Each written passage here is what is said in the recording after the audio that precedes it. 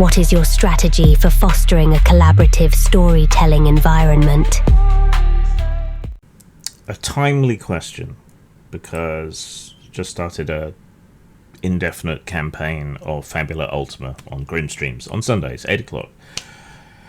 And since we're coming back to it for a campaign, I went through the suggested process in the book for collaboratively building a game world together, which was kind of long-winded and ended up not quite being what I would have done if I had my druthers, if it was just me, if I was dictating what the game was about.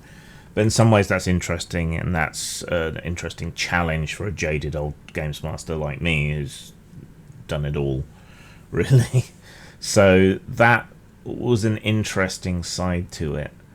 But on the whole, I am really not a fan of the kind of formalized ways of doing this.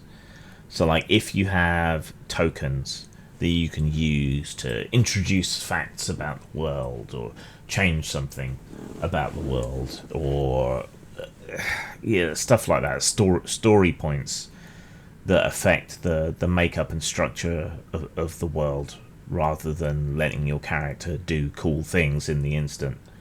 I'm not so much of a fan of those, but that's because it's formalized, and even if there is a mechanism for you to say no, it feels like kind of a jip when you do it. Someone says, I'm spending one of my story tokens, and the leader of this town is an old rival bandit of mine from back in the day, blah blah blah blah blah.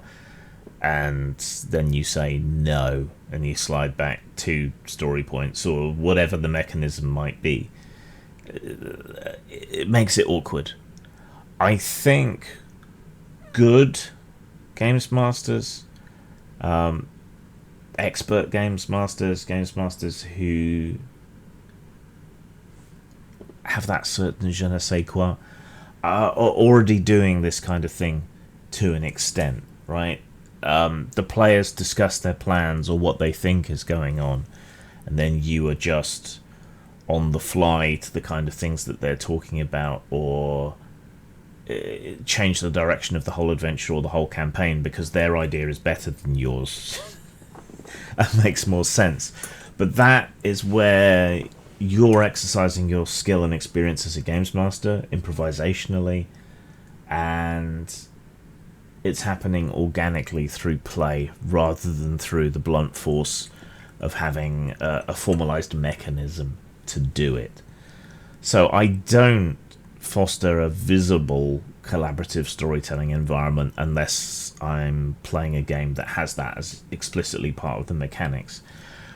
Rather, I cleverly steal their ideas as my own and put them into the game if they seem to make sense. Or I will try and incorporate their background or things that they've mentioned, stuff like that. So I try to do that instead, and I think that is a better approach than having a formalized mechanic for it. It's seamless, it's invisible, you can take credit for their good ideas, or pretend that your masterful storytelling led them right down the right chain of clues, or whatever else. But I think it's something that good games masters do, but almost subconsciously for the game as a group. And I'm not a fan of the mechanistic ways of doing it.